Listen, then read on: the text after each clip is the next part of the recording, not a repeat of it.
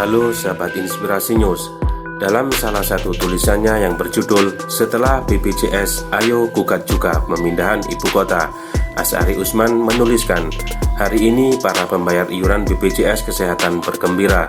Kemarin Senin 9 Maret 2020, Mahkamah Agung membatalkan kenaikan iuran yang harus mereka bayar sejak 1 Januari 2020.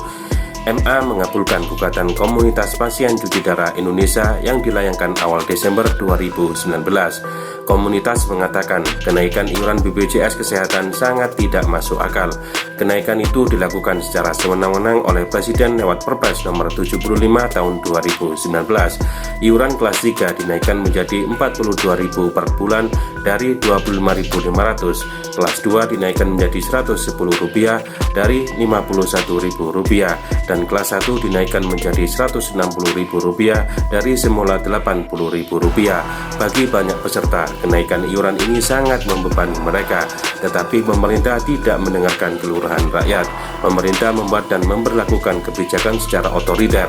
Alhamdulillah, MA masih bisa diharapkan untuk menegakkan keadilan. Pemerintah harus mengembalikan besaran iuran BPJS Kesehatan ke harga semula. Sebetulnya banyak lagi kesewenangan pemerintah yang pantas digugat. Salah satunya adalah pemindahan ibu kota negara ke Kalimantan Timur. Sudah banyak yang mengatakan bahwa pemindahan ibu kota bukanlah hal yang mendesak. Proyek ini hanya akan buang-buang duit negara. Yang paling senang adalah para pemilik ratusan ribu hektar lahan untuk ibu kota baru itu. Merekalah yang dibuat kaya raya oleh Presiden Jokowi. Rakyat tidak merasakan manfaat apa-apa. Bahkan ribuan pegawai negeri akan merasakan beban berat kalau mereka harus pindah lokasi dari Jakarta. Setelah kemenangan gugatan BPJS Kesehatan, berbagai pihak tampaknya memiliki peluang untuk menggugat pemindahan ibu kota.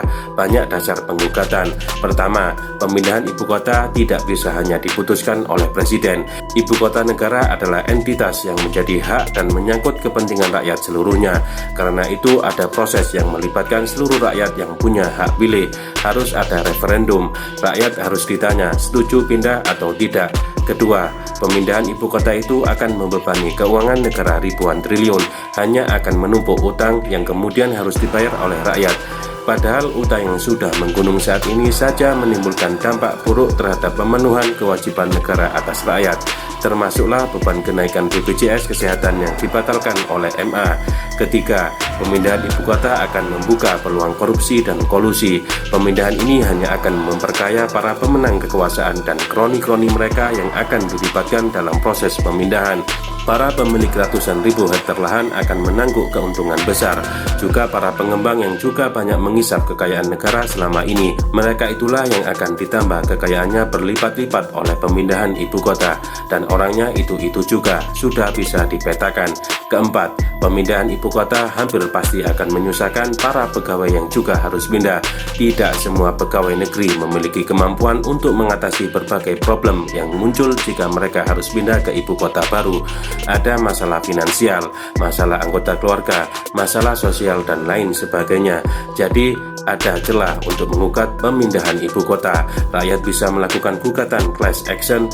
Para pegawai negeri juga bisa menggugat keputusan Presiden Jokowi tentang pemindahan ibu kota itu. Jangan biarkan pemindahan itu berjalan tanpa ada check and balance. Jangan biarkan peluang korupsi menjadi kenyataan. Kesewenangan Presiden Jokowi harus dicegah.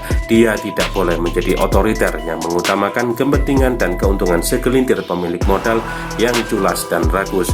Yakinlah, gugatan akan berhasil. 10 Maret 2020 by Asyari Usman.